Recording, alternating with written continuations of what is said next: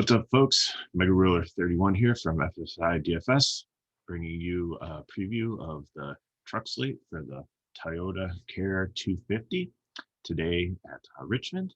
I'm riding solo today, like Jason Derulo. TK Nation, who usually joins me, will be back and joining me for the Cup preview that we will do for tomorrow's race.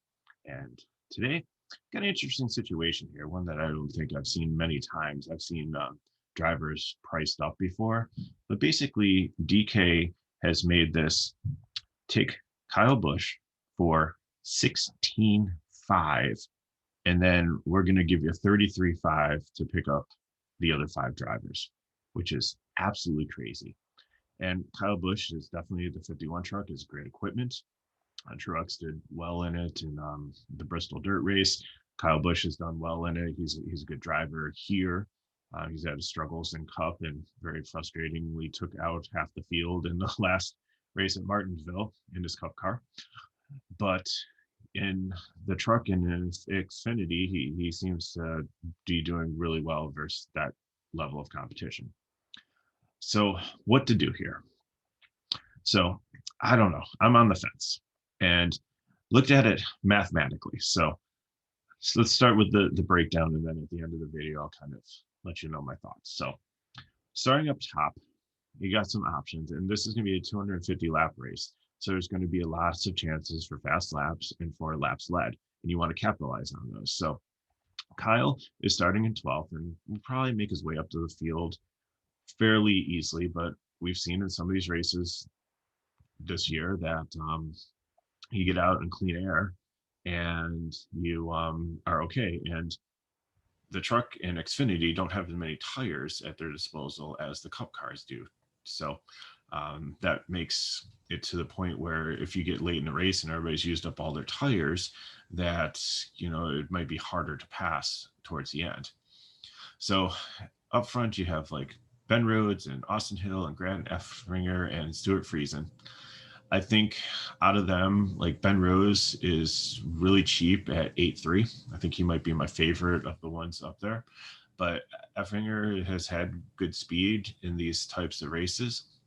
So he's definitely probably my second favorite up there. So I think I'm going to, if I'm, picking somebody to lead early and put him in my lineup, I think I'm looking at one of those two. And then Stuart Friesen, I think, would be third. And then Austin Hill, just with his price like being 10-1, it's going to be kind of restrictive, especially playing with Kyle Busch. So I think he would be the fourth, but definitely, for GPP, I think maybe he'd be a top choice for differentiation.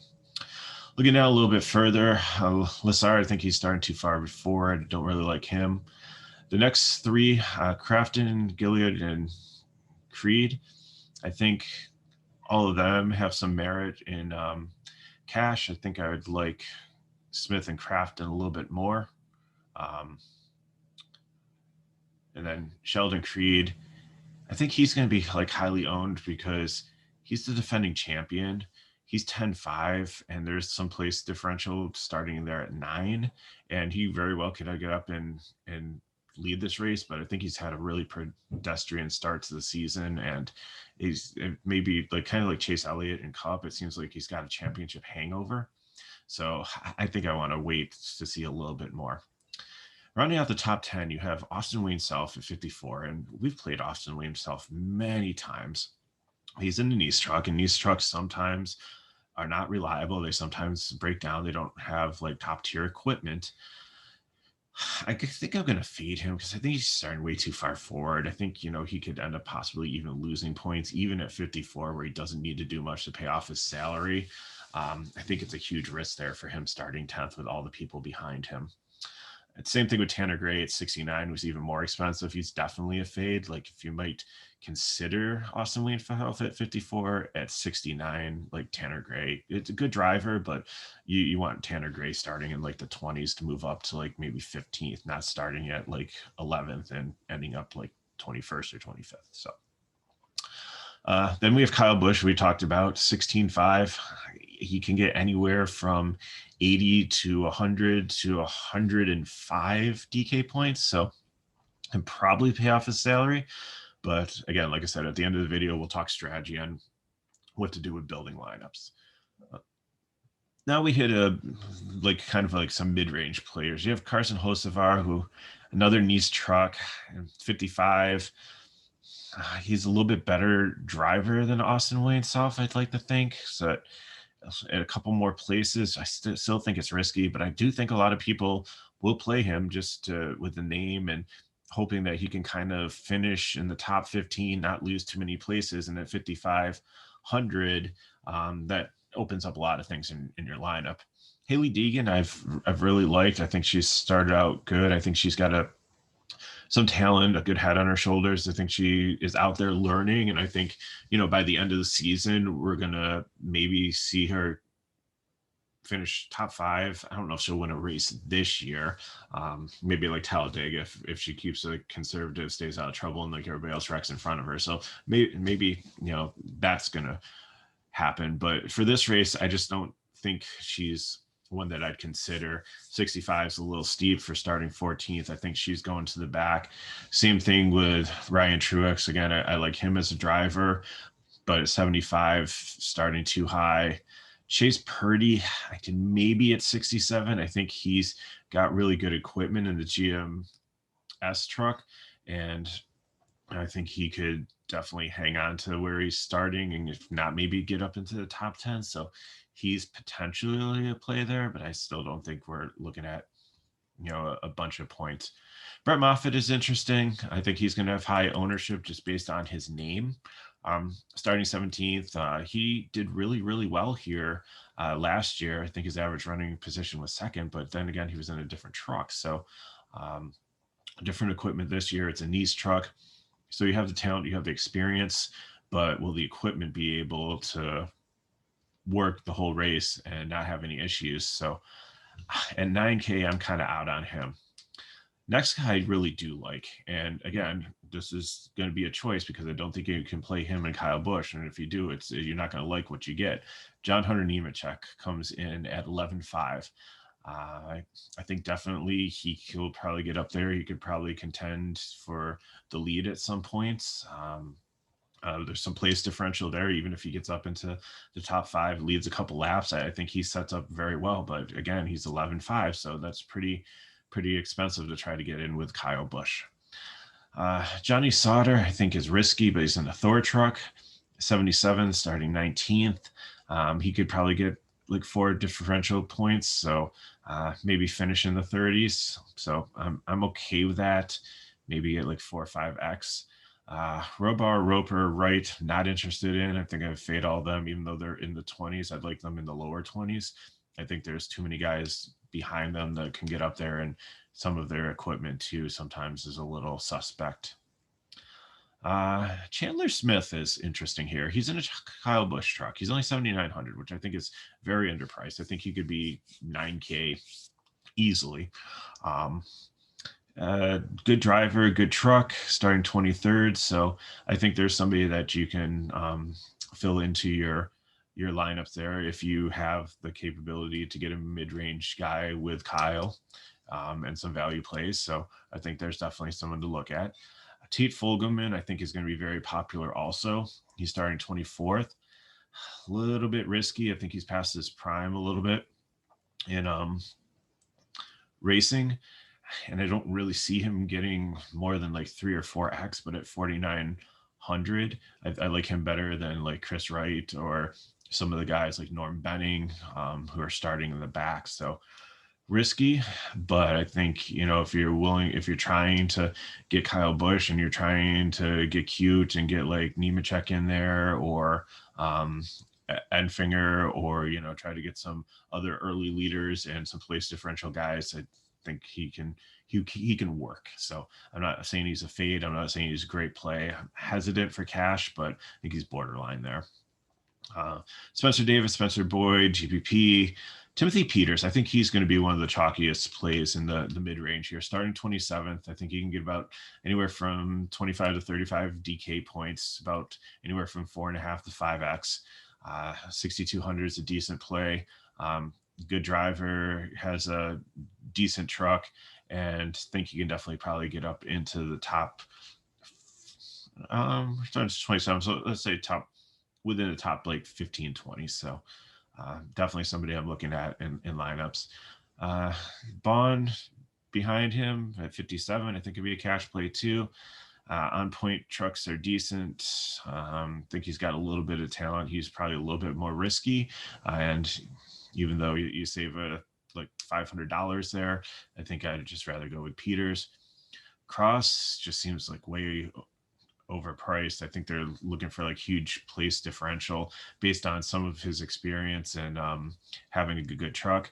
I could see him moving up into the top of the 20 range, anywhere from like 20 to 25. So that gives you about 4 or 5 place differential points. But for 8,500, I don't know if I want to pay that. Tyler Ankrum really is the one, but he's super priced up too. So this is going to be a hard one to fit into a lineup if you're playing Kyle Busch. He's 11K. And I think he can get up into the top 15, maybe even into the top 10. So, but again, with lineup construction, if you're going with him for the place differential and you're playing Kyle Busch, then you're going to need to play like the Folgermans and some other value guys definitely to make that work. Keith McGee, I don't know too much about him. Is a Resume truck. I think he's a GPP. Jennifer Joe Cobb, the same thing. Like I don't know if the speed to keep up. I don't know if they're going to make it through the whole race or anything. You have Dustin Cram in that range also. I think he could also be a value play, 6,300. I think he could maybe get about 5 to 10 place differential points. So I think he could rise up over like some of the Spencer Davis and Spencer Boyds and stuff. So definitely some potential there. I think the one guy that you definitely have to lock in this lower range, starting 34th, is Timmy Hill. He had a top 15, maybe even like ran in the top 10 a little bit. Truck, he's done well at this track. This truck has done well. He's a good driver. So, and he's only priced at $7,000, which seems like very, very, very low. Lots of potential to, even if he doesn't like explode up into the top 15, even if he gets up to like 25th position, that's like 9 differential points for 7K. That's like sign me up right there. Hit the lock button on that. He's one of the perfect guys, probably the pair with Kyle Busch if you're starting that way in cash. Rounding out the rest of the field, Howie DeSavanio the third. He's in the 3 truck. That 3 truck, Jordan Anderson was racing at Atlanta and I think it was Phoenix that they raced this year in the truck series. It was about a 25th place truck. So I can definitely see that truck moving up.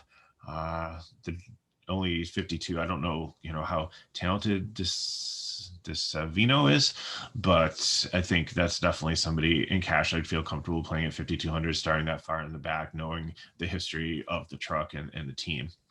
Jet Nolan, I believe he raced Safaris or not Safaris, Ferraris or like some kind of car like that, like sports cars. So he's in a Nice truck, which again is questionable. So I think he's got some talent in like winning some type of racing series. But 68, I think he's a GPP. I think it'll be highly owned though, because I think people look at him for like place differential to try to fit in, and obviously better than like Rayum and Benning, who are right down here with him. Ryan Reed was an Xfinity driver, so he's got some experience. He's hopping in a truck here. CMI is a decent team. I can see him getting 5-10 place differential points. I think, definitely at 53, I think here's someone that might be a good place to look at if you're looking for some savings in the 5K range, because he, like I said, he'll definitely get up above probably Rayum and Benning and Cobb. And, I can name like probably 5 drivers right now that to get up ahead of. The final one is Sam Mayer. He was in a GMS truck and did really well. He's priced at 9.2 starting at the end of at 40th position. So again, we like players drivers here because there's no place to go up. But the problem is he's not in the same equipment he is. He's in like a GMS family-owned knockoff truck. So we don't know how good the equipment's going to be, but he is a decent driver. So we'll see what happens there. But I think 9,200 is a little bit stiff for him. So talking about lineup construction. So as I looked at it, I think in cash, I've come to the conclusion that I am going to not play Kyle Busch. I know that's probably he's going to be highly owned, but bear with me. Here's my breakdown. Here's my reasoning. I looked at it. So if I come up with like a core of 3 value drivers that I like, so I said lock in like Hill and Peters. So between them, you're probably going to get maybe like 70 points for them. And then you take another guy. So some of the guys we talked about is like the DeSalvino, Folgerman, Reed, Hocevar, somebody in the 5.5 to 4.9 range. So let's just pick Ryan Reed just because we talked to him about 5.3. So that's going to be about another 10.5 in salary to go with Kyle Busch's 16.5. So that's going to leave you 7.5 for your apiece for your final 2 drivers in, which isn't bad. I think so if you're looking at that, Kyle Busch gets you 95 to 100 points, and the combination of Hill, Peters, and Reed or whatever value guy that you pick between like 5.5 and 4.9 or so, I wouldn't go below that, is probably going to maybe get you like another 70 or another like 95 points together. So let's say that you're looking at like 190 to 200 points here. Looking at the rest of the guys that you could get if you went up and grabbed like a lap leader that you think is early, like you go for like Rhodes or like Effiner, and then you have to take another scrub, or if you try to find 2 middle range people that you like we talked about like Chandler Smith, and then you have to go like a Spencer Davis or Ryan Truex or somebody like that, maybe like a Todd Gillian, and hope that he can stay up there. Then you're still only looking at like 75 more points, so you're looking at about like 265 for your total score there. The way I think I'm going to go is I'm going to, again, look up top here, and I'm going to look at like Rhodes or Effinger or Friesen. So probably Rhodes and Effinger are going to be my favorites there. I want to take John Hunter Nemechek, and then I think I want to take Tyler Ankrum. So taking those guys, and then if I pair them with that core of like the lesser guys, the same one that I'm pairing with Kyle Busch, then I figure out my score is going to be, I probably get about 150 points from the 2 lap leaders, and let's say like if I get like 95 points from, that might be a little too high. Anyways, I think I can get 150 points from like the studs there. And then if I add in the rest of them, it's going to be definitely, I'm figuring I'm coming up like 275, 280. Plus I'm like spread out over a bunch of decent drivers, and I'm not worried about like guys with equipment that might fail. So again, I do not fault you if you play Kyle Busch, and you, like I said, you need to probably throw in like the Timmy Hill and like a Peters, and then look for the 5.5 to 4.9 guy, and then find either go like high low or like 2 guys in the 7K 8K range that fit together. Or like I said, I'm probably building around John Hunter Nemechek, Ankrum for the place differential, one of the early lap leaders, and then probably the same value plays around on my lineup. So appreciate you watching. And like I said, TK and I will be back. So if you like this, give us a like and subscribe to our channel if you haven't, recommend to some friends. And if you want more information, you can check us out at fsidfs.com, and you can get into our Discord, and we'll sign up for our NASCAR package where we'll give you cores and all the breaking news and all the information that you need to be successful in NASCAR DFS. So thanks for watching, and if you have any other questions, and like I said, leave us a comment here. We'll try to get back to you, or you can reach out to me on Twitter at MegaRuler31. So good luck today, and hope you see some green screens at the green flag.